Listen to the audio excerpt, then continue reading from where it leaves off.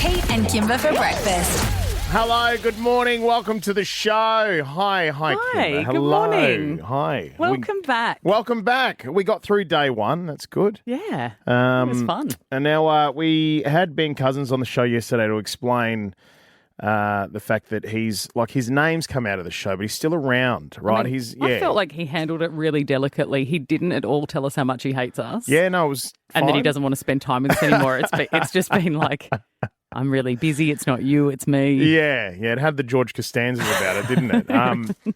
In about 20 minutes' time, we'll replay that for you, okay? Because we know there's a lot of you that wake up nice and early with us, but don't get a chance to listen till late in the show. Michael Thompson celebrating 45 years in Perth news. For over 45 years, he's been telling the stories that shape our city. We sometimes underestimate just how important it is. The best place on the planet. It's people and their stories. We're just hearing from inside the boardroom. When Perth needs to know. Michael Thompson, 9 News. Michael Thompson! Oh, no. Tomo! Congratulations. Thank you.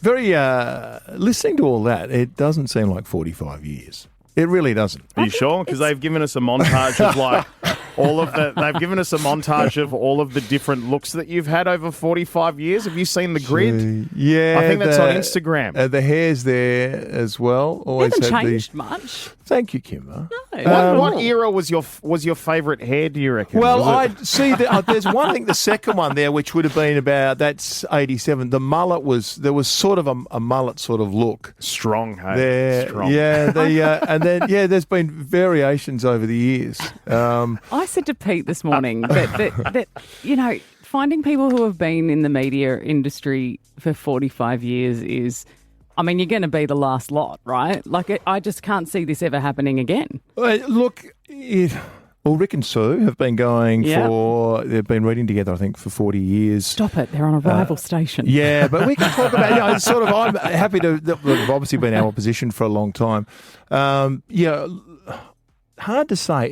The game has changed so much. It's so different now. There's so many platforms, so many different platforms. Would you recommend people get into it now? Absolutely. If young journalists? Absolutely, because every day is different. Yeah. Like here I am talking to you guys, which is great. You don't know what's going to happen each day as far as news goes. That's exciting. There's and you know what it's like. Live has a dynamic which is exciting. It can be quite daunting. But and then the news cycle is changing. And I was thinking I thought it was much simpler when I started in 1980 in newspapers. I thought it was a much simpler time, but now I think delivering the news is much, much simpler because a phone can get pictures. We get pictures of everything now, whereas we didn't.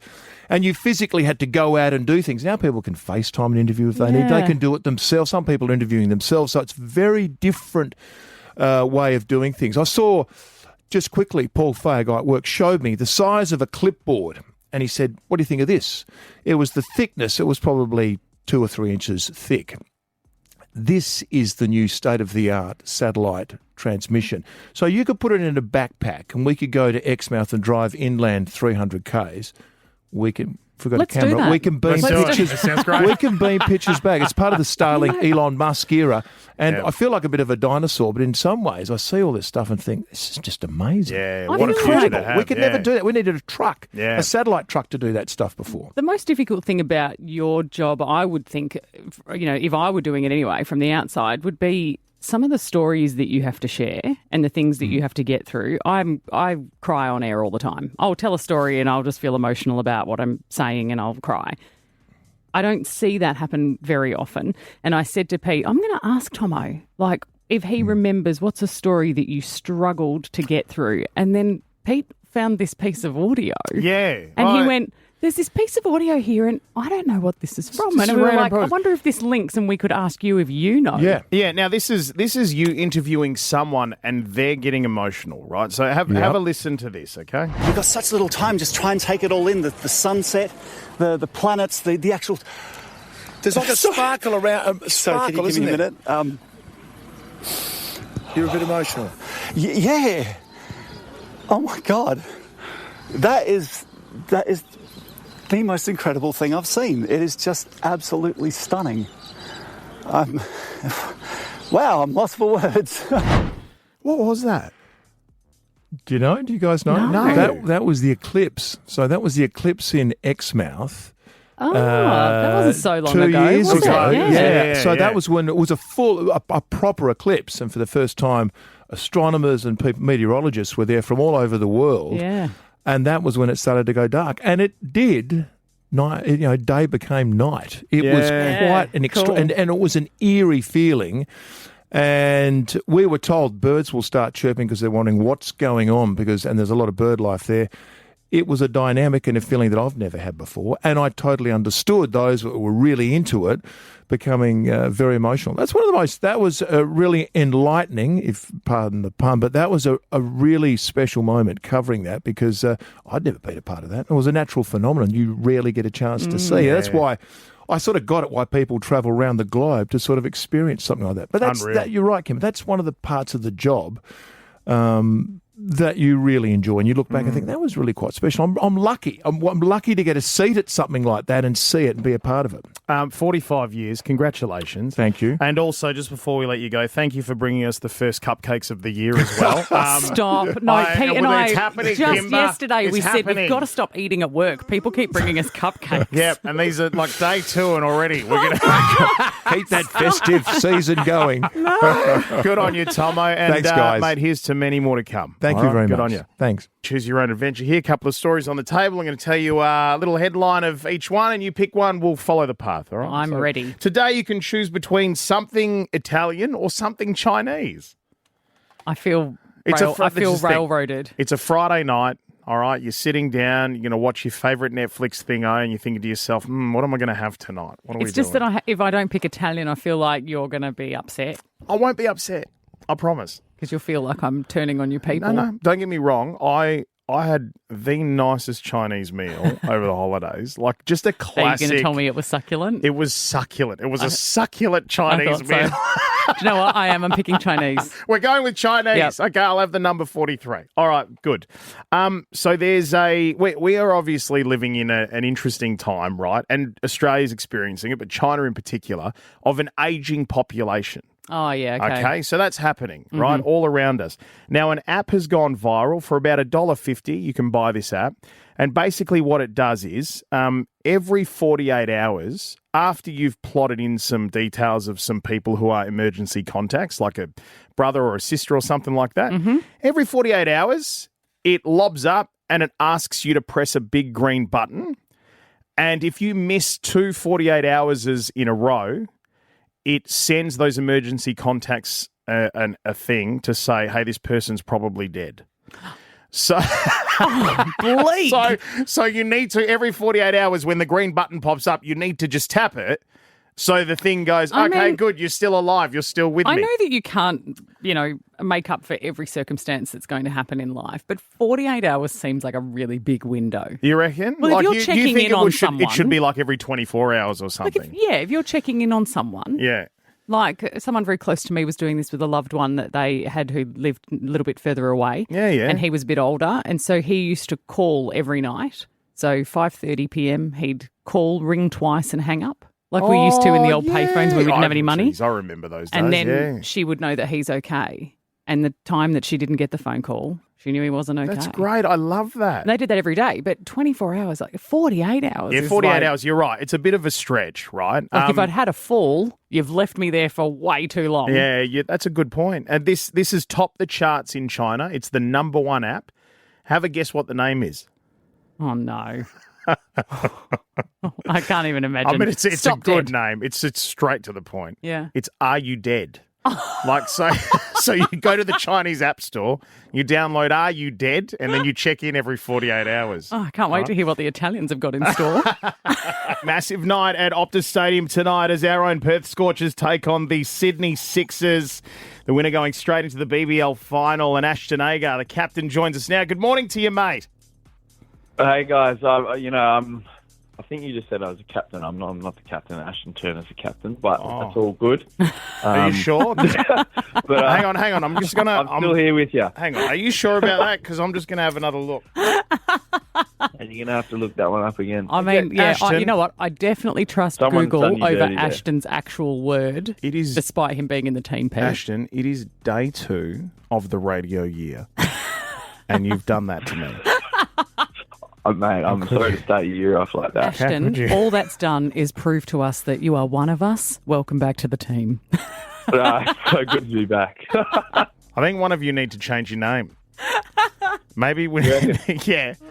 I don't know. Is there anybody else in the team who could be captain that has a different name than Ashton? No, it'll have to be him or me. Ashton, how did you guys go over the Christmas break and stuff? Are you like the footballers? Do they do the pinch test on you if you've had a few too many pieces of turkey?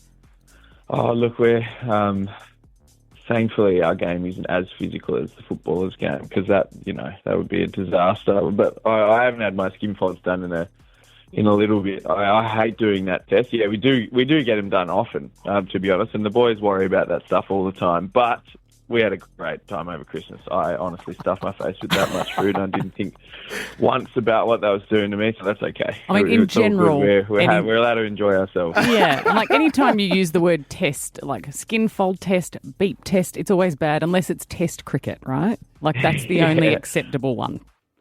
I think so. I think that's the only way to do it. Hey, tonight, mate, it's going to be a packed house. It is going to be one of the games to see of the entire year. I mean, the year's only just started, but whatever. Tell us about where are you going to be? Because you're, it sucks, but you're out injured, right?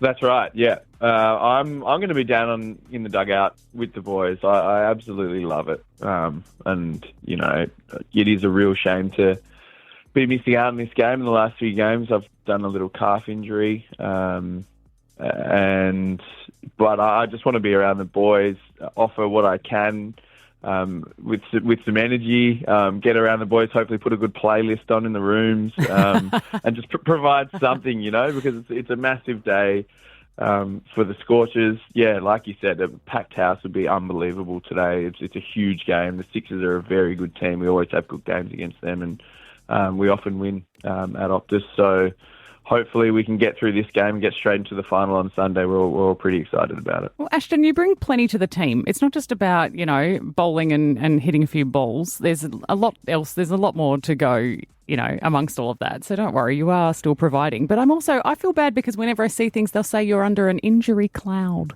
You're in an injury cloud. Yeah, like it's a cloud. Vague, isn't it? Like they make it sound so ominous. You're just like, I've got a little bit of a calf situation. And they're like, he's in an injury cloud. I mean, that seems to be the lingo that they use. But I've got a little calf tear, and it's a 4 to 6 week sort of injury. I'm only a couple of weeks in. I'm going to be trying to push and play the final if I can, but we're just going to have to see how the rest of this week goes and also do what's best for the team. I can't go into that game with any doubt of how my calf's going to be in a final, because that's the team's most important game. So we'll just see how it goes and make a smart decision rather than an emotional one, I think. Yeah. Calf tear. Sounds like someone had a bit too much Christmas turkey. Come on, mate. Look, I'm surprised we've even got through this chat without Pete trying to play the one cricket ball he's ever hit. Oh, actually, you know what? It's funny that you mentioned that, right? Go. Because I just thought, Ashton, because it's a big night, right? I thought I would play you the audio again of the knock, just so you can take that away with you as inspiration for the boys. Okay? Would you like to hear it? Yeah, have a listen to this.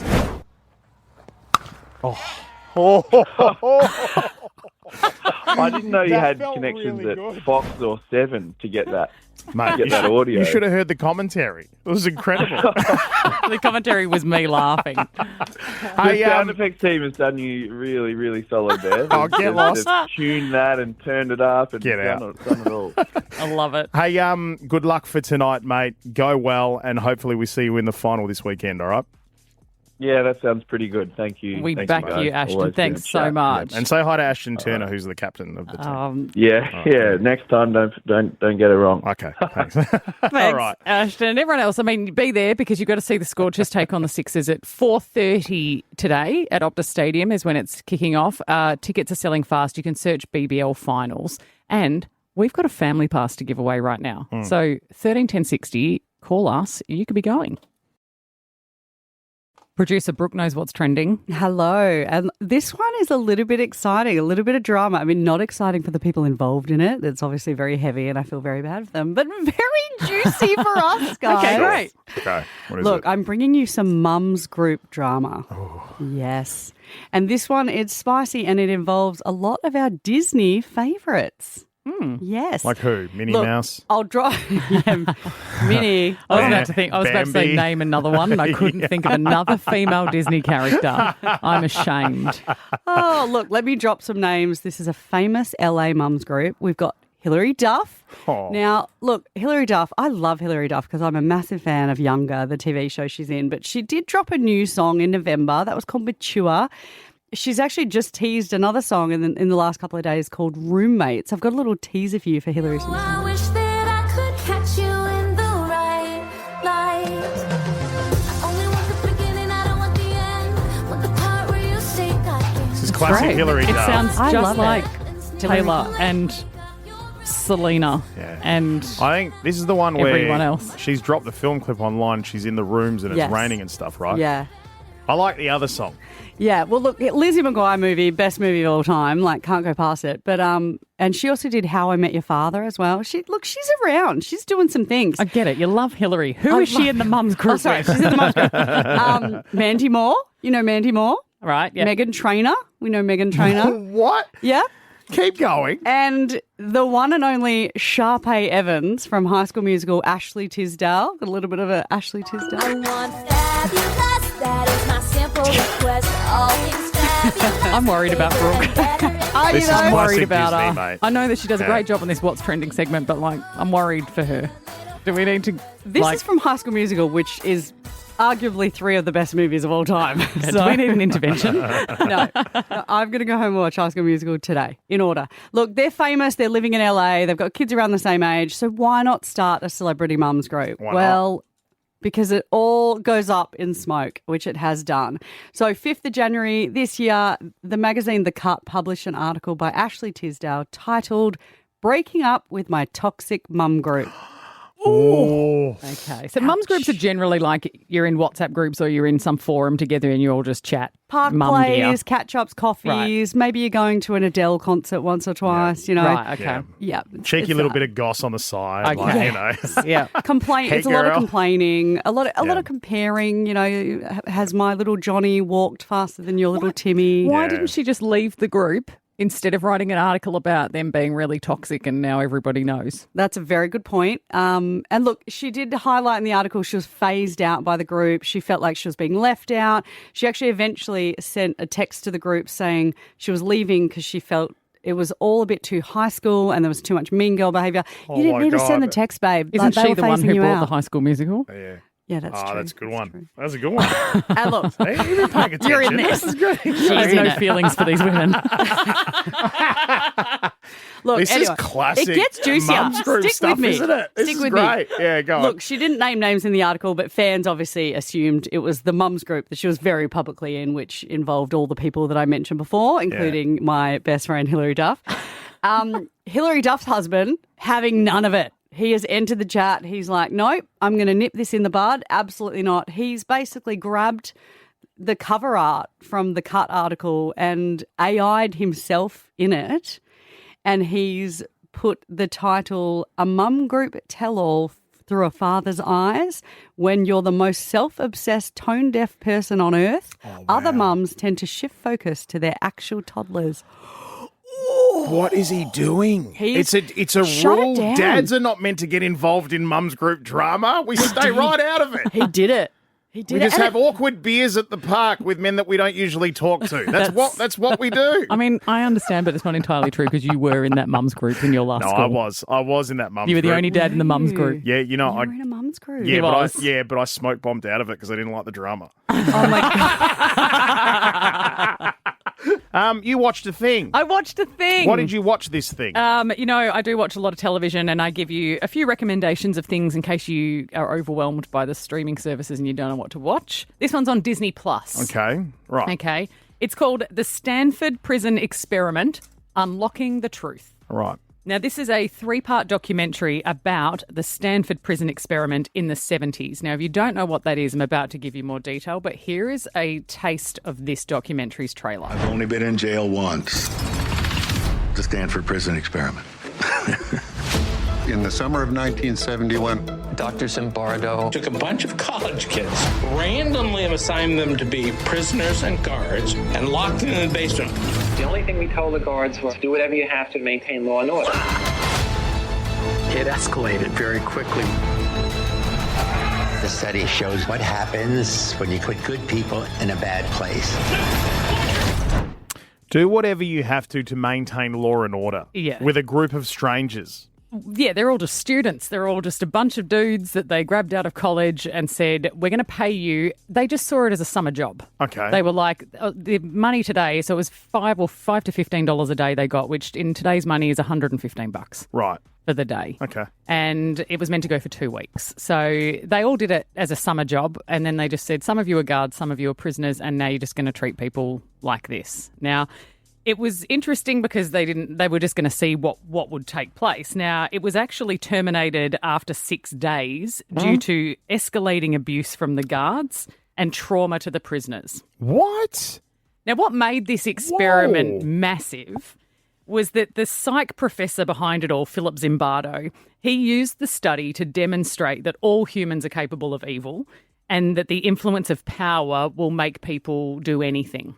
And people have used this study and referenced it when talking about Nazi Germany, for example, or talking about times where, where people go, how could people act that way? And how do they behave that way under power? And this is what it's all meant to be about. Right. Now, what is interesting is the study was referenced all over the world. It's been used in court cases to justify criminal behaviours. But now it has been revealed that the study was essentially a total fraud and that the elements of the study had been manipulated. Why? Why did they want to manipulate it? What did they want to do? Well, to prove this point. Right. So he sort of said, I just put them in there and said, do whatever you have to do to maintain law and order. But, for example, they gave the guards rules and said to the prisoners, this is what you have to do. And the guards were meant to enforce that stuff. So there were ways of getting them. They were going, go harder on prisoners, be tougher. You're not tough enough. So they actually influenced it. Okay. Now, if you're doing a scientific study, you shouldn't be influencing the course. situation. Yeah. So, well, it's Big Brother. You just let him go. Yeah, right. Right. And so 50 years later, the men that were in the experiment have returned to the same room together to talk about their experiences and, to be quite frank, to talk about their lifelong trauma. No way. Is that trauma on both sides, both the guards and the prisoners? Yes. Now, in terms of the doco, some parts are a little underwhelming, but some of that is because the experiment was a bit underwhelming at times. But it all leads up to episode 3, where the men confront some demons together. And it is quite fascinating. It's scary because there's a lot to unpack about what humans are capable of. And how easily our actions can hurt others. But also, there's so little credibility to the study, and it's become a benchmark for psychology and society. Wow. It has been referenced around the world so many times, and it's now being a bit debunked. But the thing is, like, even, you think about the guards, for example, right, how they're meant to be protecting the prisoners to a degree, but enforcing what they're enforcing. But it also speaks to that thing of, like, when you get people in crowds, even the ones that might have the best hearts are influenced by the people around them. Just to be able to be amongst the flock. You know what I mean? Like, there's been hundreds of psychology studies based on that, showing that people will work with influence. They'll just go with the crowd. We see it in society all the time. Yeah. That's fascinating. I really enjoyed this doco because I enjoyed seeing these men share their feelings, talk about what's been going on for them, and also it's an eye-opener for how much damage you can cause to a person. What's it called again? It's called The Stanford Prison Experiment, Unlocking the Truth, and it's on Disney+. Producer Ringo. Hello, how are we? We're great. Oh, that's good. You up for some yay or nay today? Always. All right, first one. Book clubs. 3, 2, 1. Nay. Yay. Yay, nay. No, it's a nay from me. I think they're a lovely idea. And if you're into books, brilliant. But, nah. Every Tuesday. Why? Someone invited me to a book club and I was honest straight away. I said, you know what, I'm never going to read it. I'm ADHD. I can hardly get through a book. Yep. I said, I'm not going to read it. And she went, no, come on, we really want you there. It'll inspire you to read. And all I remember is thinking that every Tuesday would roll around and I'd go, oh my God, the things tonight. And I'd be trying to jam as many words into my head as I could. I hated it. Yeah, the pressure, too much. What about you, Pete? You're up for him? Maybe I am a nay. It's meant to be enjoyable, right? No, because I love the idea of it, like getting together around like dinner every couple of weeks or whatever it happens to be. Like I see book clubs, and my wife's a part of a book club. Mm-hmm. But yeah, that pressure of like having to read that book, you make a good point because I don't think I could get it I'm done. happy to go to a book club and talk about like Bridge to Terabithia or something that I read in high school. Do you know, like Animal Farm. The Babysitter's Club. Lord of the Flies. Well, if you are looking for a book club, specifically the men, there's a new book club around. It's called the Tough Guy Book Club, and they're looking for new members. Great. So they're just saying that you don't need to be a big reader or have a wide understanding of literature. No misogynist, homophobes, or racists need apply. So they seem like a fun crowd. So if you are, have a look. I found them on Reddit. So the Tough Guy Book Club. They're looking for members. I'll tell you what I do love about it is I do like clubs where men get together and hang out and make friends. This is true. So I back that. So even if you don't read the book, you still turn up and hang out. Go for a chat. I'm sure there's catering. All right, next one. Youngblood. 3, 2, 1. Yay? I don't know. Are we allowed to be sort of indifferent with any of these? This is it's yay or nay, mate. Because he's in. Right, and he's in town. I know he's flown into town. Yes. I've never heard his music. I'm just being honest. I don't know who he is. I know his name. I know what he looks like. I know I probably do know a song. I just don't know My kids it. would know who he is. What? I know what he looks like, and that's my extent of him. He's a British rocker. He flew into Perth last night. My understanding of him is that the ladies love him. Does he have like a lot of older ladies that are fans? The ladies do seem to love him. The mums, I the thought they might have mums been- of Australia I've heard a few have things. been eating him up. I Okay. heard a few things, ladies. I don't know when everyone got so thirsty, but yikes. Yeah, well, he was partying in Sydney. He was naked on a yacht, causing pandemonium. He put on his Instagram yesterday, "Hey Perth, I'm flying in at 4:45." Bad idea, mate. He's really fan friendly. That's one of the things that I've heard about him. Like he'll stop, he'll take photos, he'll say hi. Like I love that about people. You know, I think it's cool. And he's always semi-naked too, so the mums are Well, there's loving also that too. Was he semi-naked when he got off the plane? No, he was wearing a shirt, so the rare times I that would he hope was so. clothed. Could you imagine? Like, I've seen a lot of gross things on planes and people picking their toenails and stuff, but if I turned around and someone was sitting in one of those chairs without a shirt on, I think I'd be really Oh, repulsed. the Jetstar plastic No, don't! ones. Challenge accepted. I feel like we really quickly passed over something very, very important that you said yesterday, and Right. I'd like to bring it back and discuss it in length. Okay. All right. So it was around about the time where we were given 30 seconds each to talk about what we got done over the holidays. Yes. Right. Now, there was some chill stuff you did, and there was some relatively extreme stuff that happened to you, and this is a little bit of it. I partied like it was 1999. I stayed up late till 2 a.m. most nights. I slept until 10 a.m. most days. I ate my body weight in chocolate. I removed a bush tick from my leg. I chased a snake out of the house, and I joined a cult. I bought an air fryer. Boom. Okay, now it's not the cult, because we now know that you bought an air fryer. Tell you what, you know you're really good friends when you're like, I don't need to talk to you about the cult. That's fine. Yeah, we've been there. No, it's fine. the cult was the air fryer. I feel like that is a cult. The bush tick, whatever. Right? Yeah, I know you can I deal get with him the every bush tick. time I go anywhere. I need to hear more about the snake. Well, I What should. happened with this snake? I want to clarify, it was not actually me who chased it out. Okay. I had very friendly people nearby who came and helped. Right, you have to give props to them. Okay, Big credit. props, big props to other people. Tell me, where was it? What? I was in Ledge Point for the holidays. All right. Having a great time. Yeah. Absolutely loved it. I go there a lot for the holidays. And I was just having a good old time in the morning, and I walked past, saw something in the corner of my eye. And it was very quick. Like, I thought it was my hair. I thought it was just my hair hanging down in my peripheral vision. And then I went, did I just see something move?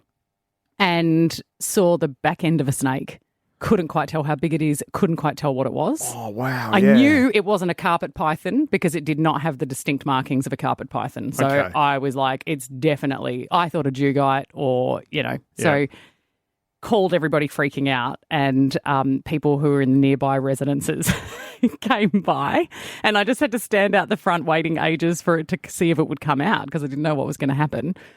And then a couple of the guys came in with brooms and it was like watching curling, like the Olympics, and you're watching the curling and they're just brushing down the sides and just hoping.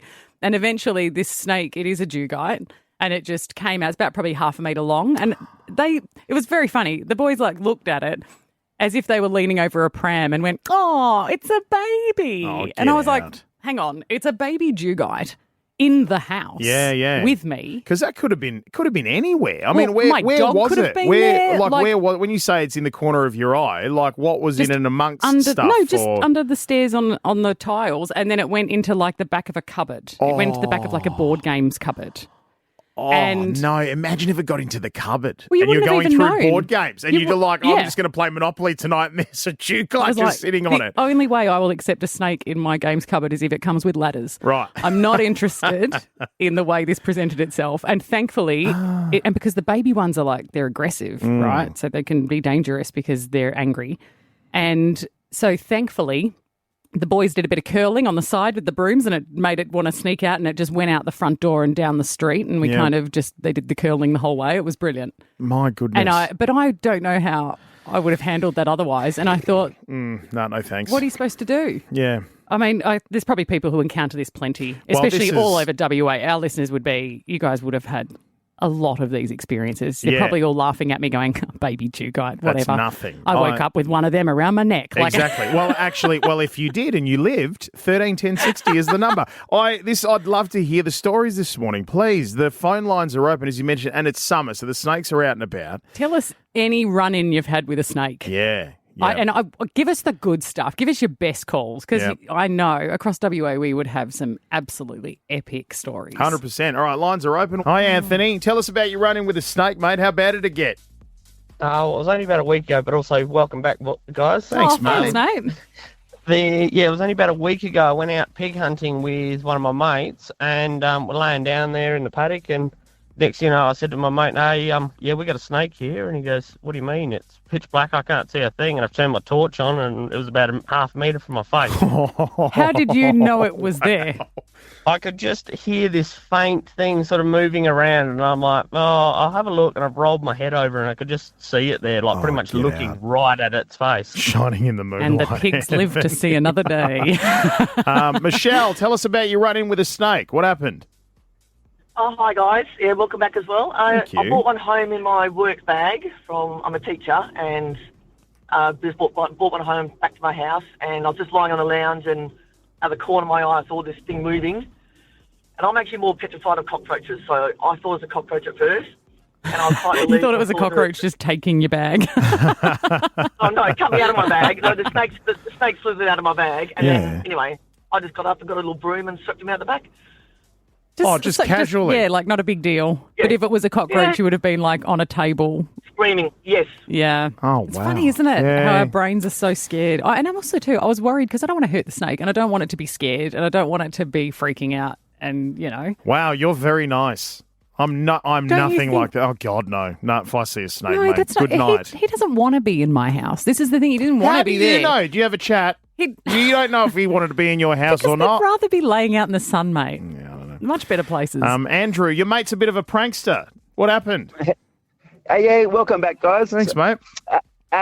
So my mate's always a prankster. So, we were out Manjimup, going for a bit of a fish and stuff in the holiday house. And, we got back, and after a bit getting ready and get about something to eat, I seen this snake curled up near the couch, and I've walked up going, funny, you got me again, after a while of doing it, you get over it. Yeah. And I've walked up and I've picked it up by the tail, thinking it was just a rubber snake. And as I picked it up, it started to slither around and go crazy. And I'm like, what the hell? And I've thrown this snake, and it's landed near the door. And my mate came in. What happened? I said, I thought that was a fake snake. And he's like, I didn't do nothing. And I'm like, oh, no. So I got the same sort of thing, got the broom and pushed it out the door. Oh, my Andrew, God. wow. That is so... It is lucky you picked it up by the tail. Yeah, 100%. What an absolute pleasure to have this man in the studio. He's been across TV and film right around the world and, of course, here in Australia. He's also been to Bunnings and Coles in the last sort of hour and a half or so as well. Don't give away all his big accolades. Oh, yeah, no, good point.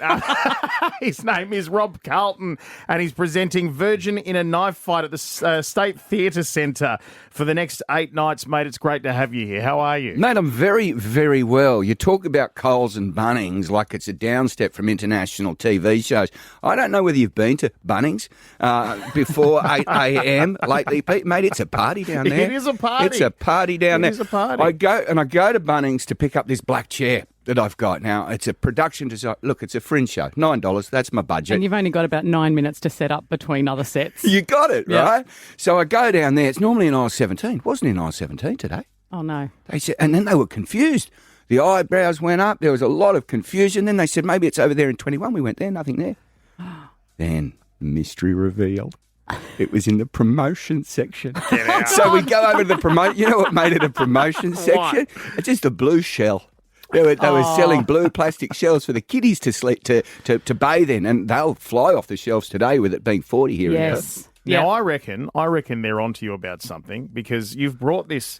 I reckon they're going to get you back, and they've done it on purpose, right? Because you've brought this chair and you've gone to set it up. Yeah. It's got one leg that's shorter than the other 3 legs, Kimber. Oh, no. And so it started rocking, and now you're going to have to go back to Bunnings to get another plug for the bottom of it. I think we're going to have to do something, and that was something that I didn't know Pete had.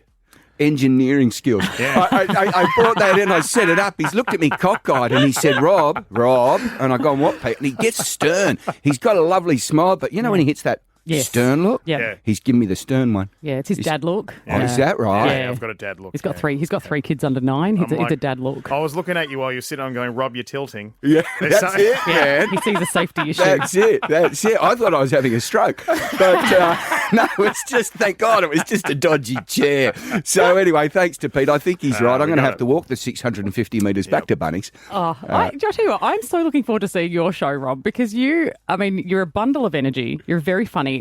You have been on our screens and have been in possibly every Australian drama ever. I reckon if I just named Water Rats, Country Practice, like the Blue Healers. All Saints Blue Healers. And what do they all have in common? What do they all have in common? You. And yeah, but what happened to me? I generally got killed. Is that right? Yeah, man. Yeah. And if I didn't get killed, I got bashed up to within an inch of my life. I got kicked out of Summer Bay by Alf, who called me a flaming mongrel. That's actually like a badge of honour. Yeah, I was going to say, it's an honour, isn't it? That's a mic drop. next step to Sorry, medal. that's just dropping names. But speaking of dropping names, you didn't get killed off in White Lotus, though. I know. White Lotus, that is White Lotus was the show that took off over the last few years, and what an excellent opportunity to be in that. It was. I tell you, it was. Well, swings and roundabouts. It was fantastic to be on the White Lotus. And when I first got the scene, I read it. It was like middle-aged, kind of sketchy Aussie sex tourist in Thailand, and I thought, I've got this. I don't even need to audition. Come on. I've got this. This is for me. I rang my agent. I said, no other person in Australia. They said, we know. And they sounded kind of sad. Anyway, so I get the job and it's all fantastic, right? Then I come back. Then it goes to air. And I tell you what, my phone lit up like a Christmas tree when that thing came on. It was heaps of fun. Obviously, great to be part of. Great fun actors. Shooting over in Thailand, the PP Islands. Beautiful. Mm-hmm. Then I got a text message, name drop, from Shane Jacobson early one morning. He says, mate, those bastards could have used any other photo. Right? I'm like, what?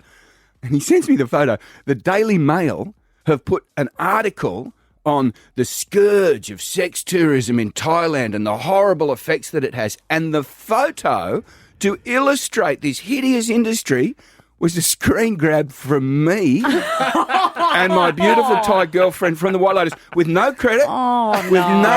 This is an actor from White Lotus. It's like, this is the face of sex tourism. Right? Congrats again, an honour. What can you, an honour? Well, you're right, exactly. Pete. And silver lining, right? That's exactly what I did. I took a screenshot of it. I put it on my Facebook and I said, with every new job comes a new opportunity. Proud to announce my new role as the ambassador for sex tourism in Thailand, and I'm pleased to say that the Daily Mail and I stand side by side on this important issue. Wow. Now, I want to rewrite your resume. Yeah.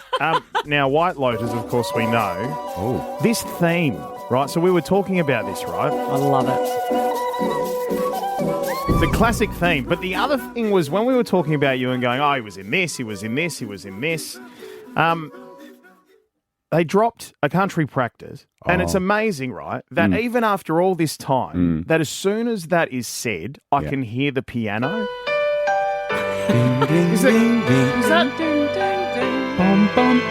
Isn't that wild? Like this show stopped in 1994, and yet you can still hear it as soon as someone says the title of the show. Oh, and you do. You run through all the thoughts. You got Esme. You got the wombat. The wombat. That so gets a Man, I mention. tell you what. Well, we were talking earlier about all these various shows that have been killed and bashed up on. Now, obviously, country practice was lighter fare. Yes. But the trend started back there. Oh, friends. really? The trend started back there.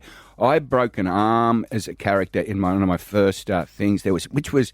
And ridiculously, we uncovered a murder. Oh. Yeah, I know, just kids riding our little bicycles. And then we broke my arm, and then it was like, the fella that was getting angry at us for riding across his property had buried someone in there. Quick, get Brian Wenzel. That was the actor's Good name. He was the plotline. Sergeant Frank. Remember? Yes. No.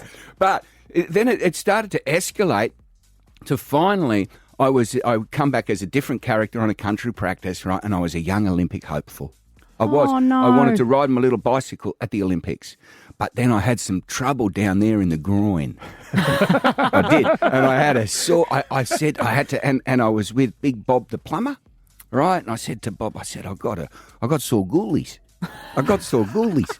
And he's gone, Jesus, fella. And anyway, then I passed out and I went down and then I had to go to the hospital because, that's what the show was about. Of course. And anyway, they discovered that this young Olympic hopeful had testicular cancer. Oh, no. Yeah, that early. Yeah, and then they had to remove the testicle. And I'll never forget, they sent it to Burrigan for testing.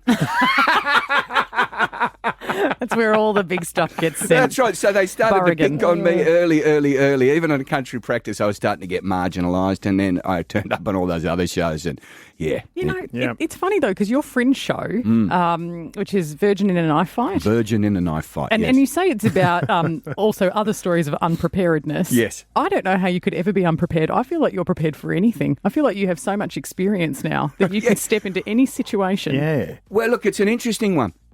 So my show Virgin in a Knife Fight is 4 true stories. It's about being underprepared or life surprises. Now, that first story, I was a virgin in a knife fight. And like most virgins, I was not prepared for a knife fight.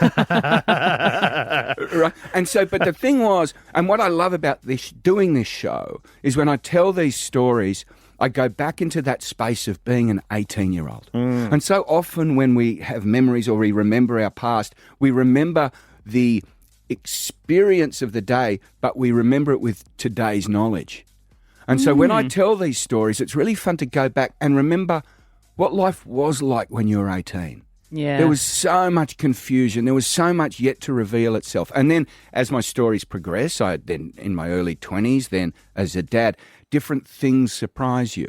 Different things come at you differently. So what's fun about doing the show is to remember what it's like when you're that young. And you've got so much confidence and so little knowledge. Yeah. And so it turns And pear-shaped. such good knees. You Great knees at that age. You got it, know? right? You got So what's fun about the show is remembering the vulnerability and I've got young sons, 21 years old, and so it's really great for me to remember. It's like you can look at your kids and go, dude, you're an idiot. Yeah, yeah. Right? But it's really nice to remember. You go, oh, no, you're not. You're not an idiot. You've got the right impulses and you just don't have enough knowledge yet. Yeah, you know? not enough experience. Yeah, so that's what my show's about. I flap about, and I get punched from pillar to post. Yeah, we get a result in the end. Unreal, We're looking mate. forward to it. Well, State Theatre Centre, go and check it out. It's on from tomorrow night. 8 shows, Fringe World website for tickets. Rob Carlton, what a pleasure to have you here, mate. You're always welcome back. Oh, Pete, thanks so very, very much. It's so lovely to see you too, Oh, Kimbar. I know. And look, have a great time when you get to Albany and Mandurah and everyone. Look, you've all got opportunities to see Rob's show. Go and see him. 100%. Yeah, anywhere up over here in the West, Albany and Mandurah and Perth. It's so lovely coming here and everyone's so welcoming. Good on you, mate. Pete and Kimber for breakfast, 6 to 9 weekdays.